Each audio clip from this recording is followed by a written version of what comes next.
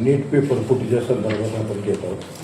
तर गेली 27 वर्ष आपली शिक्षण संस्था या शैक्षणिक क्षेत्रामध्ये काम करते. 25 वर्षापासून आपल्या संस्थेच्या माध्यमातून आपण नीट जेई अशा विद्यार्थ्यांची तयारी दरवर्षी आपण वेगवेगळ्या मार्गातून आपले नॉलेज अपडेट करून किंवा नवीन एजन्सीच्या माध्यमातून आपण या धाराशिव जिल्ह्यातल्या गरीब मुलांसाठी आपले प्रयत्न चालू आहेत. खरं तर ही कालची पेपर फुटी आज आमच्या एक लक्षात गोष्ट आली की जी खरे विद्यार्थी जे रात्रंदिवस प्रामाणिकपणे अभ्यास करून जी मार्क मिळवत होते त्या मार्काचा कसलाही उपयोग त्या मुलांना झालेला नाही. कारण एकूण बघा 1,29,000 विद्यार्थीच्या जागा या भारतामध्ये आहेत. त्यापैकी 63,000च्या जवळपास आपल्या महाराष्ट्रामध्ये आहेत विद्यार्थी संख्या ॲडमिशनसाठी. एसी खिडक्या उघड. तर या परीक्षेमध्ये हे परीक्षे सतत रात्रंदिवस प्रामाणिकपणे सकाळी 7 वाजल्यापासून संध्याकाळी 8 वाजेपर्यंत आपली संस्था याच्यामध्ये काम करते. तरीसुद्धा आम्हाला 2, 4, 5, 1,000 विद्यार्थी जवळपास दरवर्षी बसतात. त्यापैकी 300 विद्यार्थी म्हणजे अतिशय बौद्धिक क्षमतेनं चांगले असलेले विद्यार्थी की ज्यांना कसल्याही परिस्थितीत नीट जेईसारखी परीक्षा ती क्रॅक करू शकतात.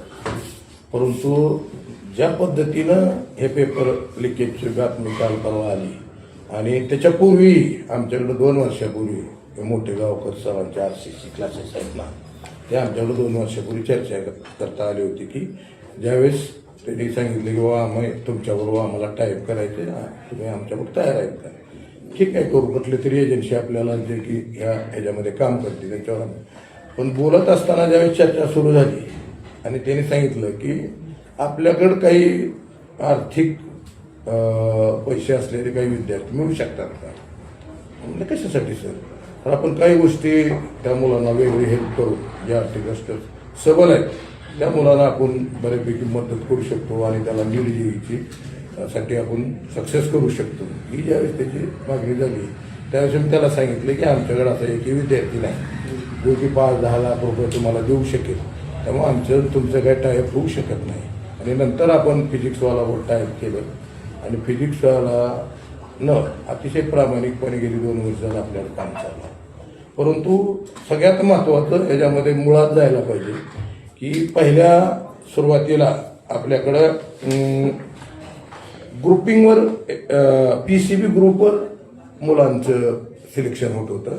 सुरुवातीला PCB ग्रुप 94-97% त्याच्यामध्ये बोर्डाच्या परीक्षेचा म्हणजे सहभाग असायचा. त्याच्यानंतर हेच CBSE कडं ह्या परीक्षा गेल्या आणि 2019 वरून हे NTA कडे गेला. खरं तर NTA ही जी एजन्सी आहे ही सोसायटीज रजिस्टर्ड ॲक्टमध्ये झालेली एजन्सी आहे. ह्यांचं स्वतःचं कसलंच अस्तित्व नाही. सगळ्या ज्या गोष्टी आहेत ह्या सगळ्या आउटसोर्सिंग आहेत. म्हणजे पेपर सेटर आउटसोर्सिंग, पेपर तपासण्या आउटसोर्सिंग आहेत, प्रिंटिंग प्रेस आउटसोर्सिंग आहेत.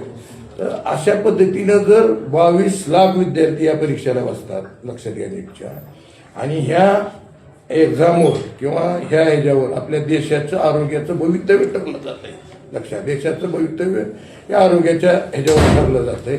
आणि तुम्हाला सांगायला काय हरकत नाही, हे जे MBBS, MS, MD झालेले जे डॉक्टर आहेत याच्यामधूनच जवळपास 60 ते 70% कमिशन्ड ऑफिसर म्हणजे UPSC माध्यमातून पास होणारे परीक्षा होणारे विद्यार्थी आहेत. लक्षात घ्या. जर अशा पद्धतीने हे किती वर्षापासून चालू आहे त्याच्यामुळं खरं तर CBIनं अत्यंत चांगलं काम या 4-5 दिवसामध्ये झालं CBIचं.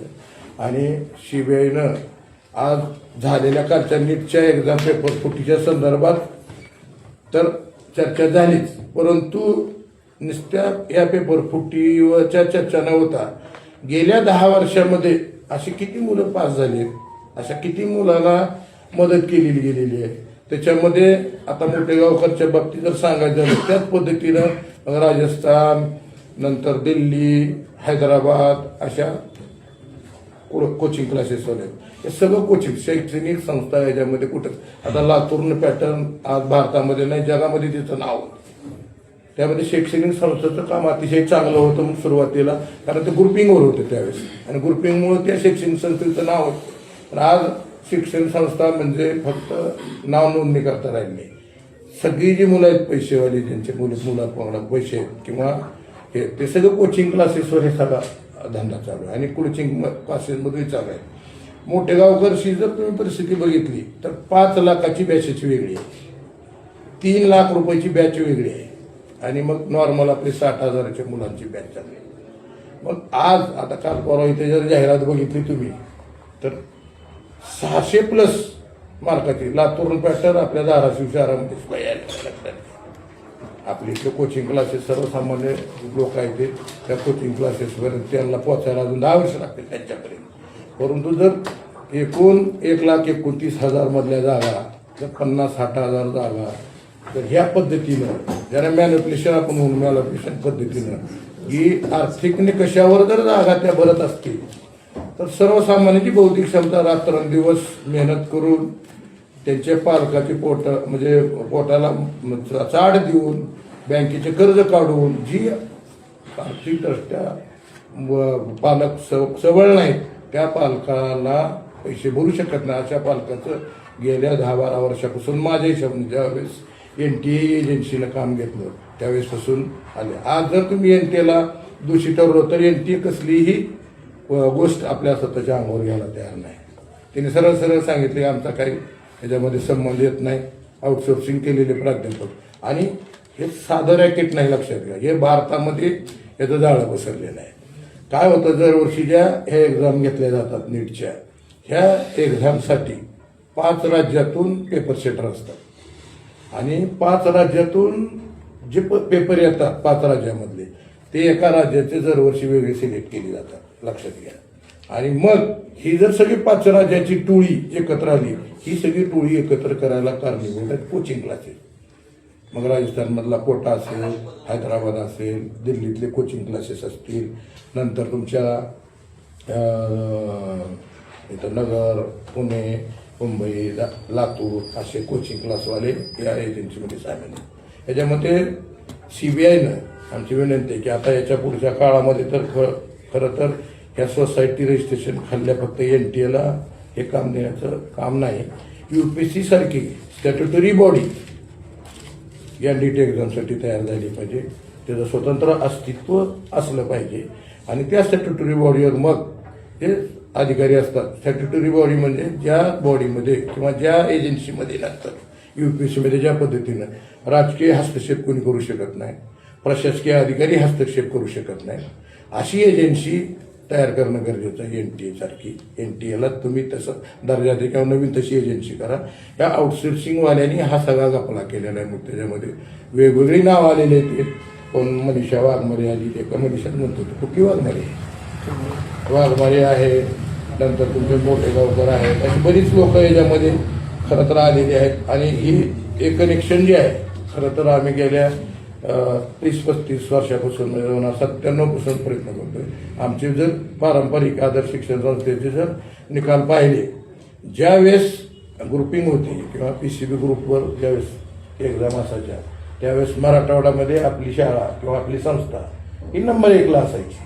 आपल्यावर 13-14 विद्यार्थी मेडिकलला जायचे आणि त्याच्याकडे आमच्या रेकॉर्ड आहे. आजपर्यंत आपण 3,000 डॉक्टर जवळपास 61 पासून घडवलेले आहेत आणि जवळपास 15-16,000 इंजिनियर IIT आपले जवळजवळ 3,000 विद्यार्थी आहेत. हे सगळे घडवत असताना आपण आपला जो निकष होता तो फक्त बौद्धिक क्षमतेवर निकष होता.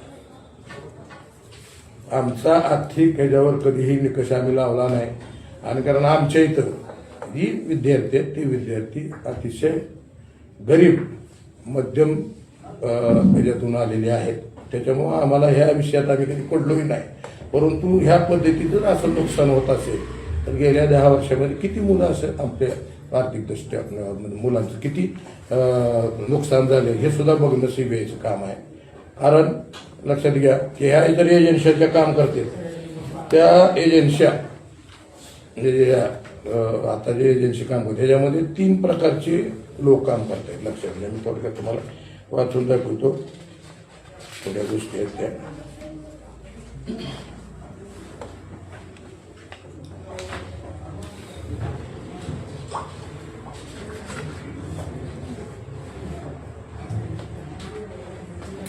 तीन एजन्स्या ह्या ज्या बोगस कामाला ज्या 3 एजन्सी आहेत काम करत. आता ह्या यंत्रणेतले फितूर लोक ज्याला आपण इनसायडर म्हणतो, या NT एजन्सीची काम करणारे फितूर लोक आहेत, म्हणजे मधले क्लार्क असतील, ऑफिशियल असतील, ही फितूर लोक इनसाईडच्या यात काम करते. आपण ज्याला सॉल्वर्स गँग म्हणतो, म्हणजे दिल्ली एम्स मोठ्या वैद्यकीय कॉलेजच्या हुशारीच्या पैशाच्या आम्ही त्यांच्यासाठी पेपर तासात सोडून घेणे, ह्या ज्या सॉल्वर्स म्हणतात ती एक एजन्सी काम करते. आणि स्थानिक लोकल एजंट्स, स्थानिक लोकल एजंट म्हणजे काय की हे जे विद्यार्थ्याला आपल्याला पास करायचं किंवा विद्यार्थ्याला आपल्याला मेडिकलला ॲडमिशन द्यायचं आहे, तर त्या ॲडमिशनसाठी प्रत्येक तुमच्या कोचिंग क्लासवाल्याने, मग मोठे गावकरचे असतील, कोट्यातले असतील, बरेच आहेत त्या सगळ्याच्या मोठ्या मोठ्या आहेत, यांचं नावच त्याच्यामुळं मोठं झालं. लक्षात घ्या, ह्याने जवळपास 30% 40% जे आर्थिकदृष्ट्या सबल आहेत त्या पालकांना त्यांनी ॲडमिशनची हमी अगोदर दिली जाते. आणि त्याच्यानंतर 5 लाख ज्याची फीस आहे, त्या 5 लाखाला 100 ते 150 मार्काचे प्रश्न दिले जात होते आतापर्यंत. आत्ता काल परवा ते सिद्ध व्हायला लागले. 100-150 मार्काचा जर तुम्ही गेस दिला म्हणजे 42 प्रश्न, एका प्रश्नाचे 4 मार्क असतात, एका प्रश्नाला 720 मार्काचा पेपर असतो. म्हणजे 42 प्रश्न तुम्हाला ऑलरेडी अगदी आन्सर की सहित अगोदर दिले असेल. 42 गुणिले 4 करा तुम्ही, 160 मार्क तुम्हाला ऑलरेडी त्याच्यामध्ये तुमचे वाढले जातात. त्याच्यामुळं अशी मुलं जर असे मार्क किंवा असे त्यांना पेपर अगोदर दिल्यानंतर 10 दिवस 15 दिवस आणि असे जर निकाल लागले तर सर्वसामान्य विद्यार्थ्याचं फार मोठं नुकसान ह्या एजन्सीने केलेलं आहे. याच्यावर कडक कारवाई होणं गरजेचं आहे. मोठे गावकरसारखे माणसं ज्या तुमच्या बडेनी, काल बरा मी बडेची मुलाखत ऐकली, लोकमत मला वाटतं लोकमतचे आहेत का, तर त्याने फाशी दिली पाहिजे. ही जी भाषा आहे ती मला योग्य वाटते, कारण याच्यामुळे गेल्या 8-10 वर्षामध्ये NTची एजन्सी व्यवस्थापन दिली, त्या दिवसापासून आजपर्यंत किती मुलांचं नुकसान झालं याचा सुद्धा CBIने तपास केला पाहिजे. आणि ज्या शैक्षणिक संस्था प्रामाणिक, त्याच्यामध्ये मी पालकांना, आपल्या माध्यमातून पालकांना विनंती करणार आहे की कुठेही तुमच्या मुलाच्या असल्या अफवाला या होर्डिंगला बोलता न जाता आपण स्वतः वैयक्तिक त्या शिक्षण संस्थेची एकतर तपासणी केली पाहिजे, तिथं जाऊन अभ्यास केला पाहिजे. खरंच ही एजन्सी प्रामाणिकपणे मुलांना घडवते. बौद्धिक क्षमतेच्या परीक्षा घेऊन आज काल परवा एक GR, काल कलेक्टरने एक GR काढला, कलेक्टर GR, MIDC मध्ये सगळे कोचिंग क्लास, सगळे हॉस्टेल बंद केले. आज मला सांगा त्या मुलांनी, जवळपास सगळ्या मुलांनी, तिथं कमीत कमी 30,000 विद्यार्थी असते. MIDC मध्ये जेवढे कोचिंग क्लास होते आणि MIDC मध्ये जेवढे हॉस्टेल्स होते ते सगळे बंद करण्याचे आदेश आणि तिथं उद्योगधंद्यासाठी ती दिलेले बंद करायचे जिल्हाधिकारी काल 22 तारखेला लातूरमध्ये आदेश काढला. मला सांगा, आज ही मुलं अतिशय हालिकेच्या परिस्थितीत सुद्धा पालकांना त्यांना तिथं फीस भरून पाठवलेलं आहे. त्या मुलांचं नुकसान किती आहे मला सांगा. ते फीस भरलेली आहे, त्यांच्या तिथं हॉस्टेलला ती जाऊन राहिलेली आहेत, त्यांच्या स्टडी सुरू झालेले आहेत. हे मुलांचं नुकसान झालेलं आहे आणि हे भरून काढायचं. खरं तर या कोचिंग क्लासवाल्याकडून यांनी ज्यांनी हे पैसे घेतले ते पैसे सगळे विद्यार्थी परत मिळाले पाहिजेत. पालकाला विनंती की पालकांना अशा एजन्सीपासून सावध राहिले पाहिजेत. आज धाराशिवमध्ये सुद्धा लक्षात घ्या, काल परवा होर्डिंग बघितलं तर तुम्ही 700+ धाराशिवमध्ये सुद्धा लातूर पॅटर्न एंट्री करायला लागला. लातूर पॅटर्न म्हणजे शैक्षणिक संस्थेचा लातूर पॅटर्न नाही, त्या संस्थेचे पॅटर्न आहेत किंवा कोचिंग क्लासचे पॅटर्न आहेत. लक्षात घ्या, कोचिंग क्लासनं आणलेला पॅटर्न आहे. आणि आता कोचिंग क्लास काय आहेत या 4 दिवसामध्ये तुमच्या सगळं लक्षात आलं. याच्या पुढच्या काळामध्ये जर कोचिंग क्लास आम्ही जपून त्याच्यावरचे फोटो बघितले का आपण, 5 वर्षापूर्वी 6 वर्षापूर्वी जी पासआउट झालेली पोर आहेत त्यांचे फोटो दिलेले आहेत. त्या गेल्या वर्षी चालू विद्यार्थी त्याच्यावर नाही. लक्षात घ्यायचं, तुम्ही 150 मार्काचं गेस घेऊन पेपर फुटी करून त्याच्यामधले प्रश्न काढून 40-42 मार्काचे प्रश्न तुम्हाला देत असतील तर त्या प्रश्न NTA सुद्धा, म्हणजे त्याच्यावर सुद्धा प्रश्नचिन्ह तयार होतं की NTA सारखी एजन्सी जी की सर्वच आउटसोर्सिंग करते, कुठलीही जबाबदारी NTA घेतलेली नाही. लक्षात घ्या, त्यांनी सगळं पेपर सेटर, पेपर तपासणारे यांच्यावर ती सगळी जबाबदारी घातलेली आहे आणि सगळी यंत्रणा एकमेकांशी संलग्नित आहे आणि त्याच्यामुळे या घटना घडते. तितकं सोपं नाही. ज्या एजन्स्या काम करते त्यांना पैशासाठी काम करणाऱ्या एजन्सी आहेत. ती काही विद्यार्थ्याचा फायदा तोटा किंवा बौद्धिक क्षमते नसलेल्या विद्यार्थ्याचा फायदा झाला पाहिजे अशा पद्धतीने काम करत नफ्यासाठी काम करणाऱ्या एजन्सीवर आपण किती विश्वास ठेवायचा सरकारनं तरी आणि शासनानं तरी अशा एजन्सीला कसं काम द्यावं या गोष्टीवर सुद्धा प्रश्नचिन्ह निर्माण झाले लक्षात घ्या. कारण या एजन्स्या त्या टोटल आउटसोर्सिंग केल्या एजन्सी आहेत. मग प्रिंटिंग प्रेस आहे, पेपर सेटर आहेत, की PV कुलकर्णी, मोठे गावकर असे बरेच लोक अजून 11-15 लोक आहेत. येणाऱ्या काळामध्ये आता पालक सुद्धा काही काही पुढे येईल की माझ्याकडून 10 लाख रुपये घेतले पण माझा मुलगा पास झाला नाही, मला सांगितलं होतं आम्ही देतो. असे जर लोक जर यायला लागले पुढे तर गेल्या 10 वर्षामध्ये जी मुलं पास आऊट झाली त्यांचं किती मोठं नुकसान आहे लागतं. येणाऱ्या काळात ह्या घटना झाल्या नाही पाहिजेत याच्याकरता मी स्वतः किंवा आमची शिक्षण संस्था हायकोर्टामध्ये एक जनहित याचिका दाखल करतोय. आम्ही संस्था चालकाच्या माध्यमातून असेल किंवा येथे माझ्या संस्थेच्या माध्यमातून ही जी NTA सारखी बॉडी जी की 22 लाख मुलांचं भवितव्य या ह्याच्यावर अवलंबून आहे नीट सारख्या. पुन्हा या 22 लाखामधून जी सिलेक्ट होणारी मुलं ज्याच्यामध्ये 50% मुलं त्यांची गुणवत्ता नसताना ज्यांची बौद्धिक क्षमता नसताना जर MBBS करत असतील त्याच्यामधले 22% पुन्हा IAS IPS होत असतील. तुम्ही बघा आज IAS IPS जी पदाधिकारी आहेत कमिशन्ड ऑफिसर ज्याला आपण म्हणतो UPSC माध्यमातून पास झाले त्याच्यामध्ये जवळपास 60 ते 70% अधिकारी ह्या मेडिकल इंजिनिअरिंग याच्यामधून पासआउट झालेले विद्यार्थी कारण त्याला स्पेशल सब्जेक्ट असतील त्याच्यामुळे आर्ट्स वगैरे याच्यामधून 25 ते 30% विद्यार्थी आहेत. असे विद्यार्थी परत या म्हणजे भारताची शासन व्यवस्था किंवा आपण प्रशासकीय काम पुन्हा त्यांच्या हातामध्ये त्याचं म्हणजे बौद्धिक कमी क्षमता असलेली माणसं जर उद्या तर देशाचा काय होणार आहे याच्याकडे सरकारनं लक्ष दिलं पाहिजे. याच्यामध्ये आम्ही ह्या माध्यमातून सरकारला एक अशी जनहित याचिका दाखल करतोय हायकोर्टामध्ये ज्याच्यामध्ये ही जी NTA सारखी एजन्सी आहे असली एजन्सीनं काम करता आउटसोर्सिंग काम बंद झालं पाहिजे. त्यांच्या जबाबदाऱ्या फिक्स झाल्या पाहिजे त्यांच्यावर. उद्या जर ही घटना घडली तर आज कुणावर जबाबदारी फिक्स होत नाही लक्षात घ्या. मोठेगावकरनं केलं कोणी त्या PV कुलकर्णी केलं ह्याला अर्थ नाही कारण ही कुठली जबाबदार माणसं किंवा ह्याला कुठलं त्यांच्यावर कसली कारवाई करायची हे सरकार ठरवू शकत नाही. हे खाजगी लोक आहेत.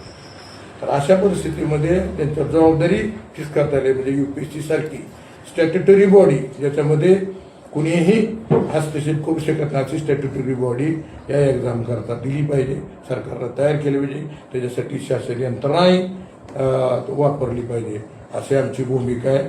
आणि आमच्यासारख्या शिक्षण संस्थांमध्ये एवढं प्रामाणिक आम्ही 25-30 वर्षापासून सगळे गरीब विद्यार्थी आपल्या 60,000 फीस भरणारे विद्यार्थी एक रकमी 60,000 फीस भरणारे विद्यार्थी सुद्धा फक्त 30% आहेत.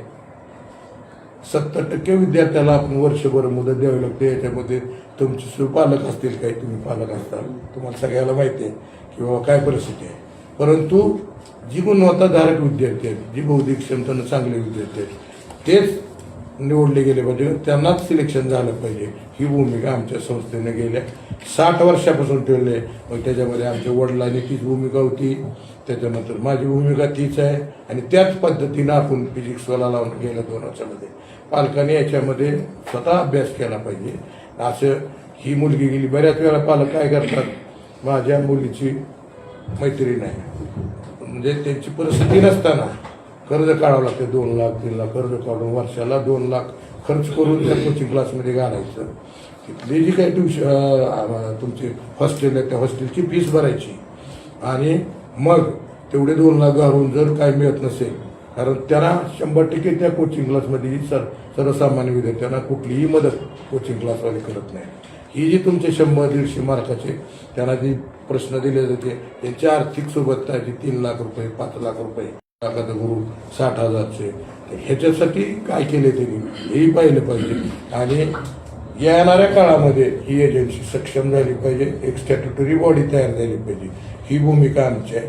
आमच्यासारख्या शिक्षण संस्थेचा आजपर्यंत आम्ही 10-15 वर्षाला प्रयत्न करतोय की बाबा आपले मेडिकलला विद्यार्थी गेले पाहिजे गरीब विद्यार्थी इंजिनिअरिंगला IITला गेले पाहिजे परंतु अशा पद्धतीनं जर गुणवत्ता विकत घेतली जात असेल तर आमच्या शिक्षण संस्थेचं काम करण्याचं काही अर्थ राहणार नाही किंवा आमच्या याला कसलंच महत्त्व आज राहत नाही.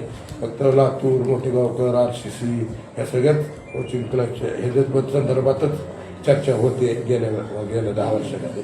तर ह्या एजन्स्या बदलल्या पाहिजे आणि एक चांगल्या पद्धतीनं गुणवत्ताधारक शिक्षण परत एकदा हे दिलं पाहिजे अशी आमची भूमिका आहे. आणि यासाठी जर सरकार याच्यामध्ये लक्ष देत नसेल तर आम्ही एक जनहित याचिका हायकोर्टामध्ये येणाऱ्या 2 महिन्यामध्ये दाखल करून की ही एजन्सी स्टॅट्युटरी बॉडी झाली पाहिजे आणि उद्या दरवर्षी 20 लाख 22 लाख जे विद्यार्थी बसतील ते अतिशय बुद्धिवान आणि चांगली मुलं जी की होतकरू, कष्टाळू आणि प्रामाणिक मुलं आहेत त्या मुलांना संधी मिळाली पाहिजे ही आमची भूमिका या ठिकाणी आहे. गेल्या 10 वर्षापासून हा म्हणजे गोरखधंदा चालू होता आता आपण सांगितलं.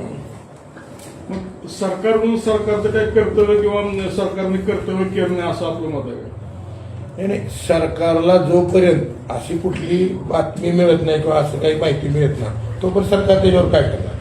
सरकारकडे CBI मध्ये CID सारखे लोक असतात असं माहिती कशी मिळत नाही? माझ्या CBIची जर माहिती मिळत असेल तर याला प्रशासकीय अधिकारी जबाबदार आहे.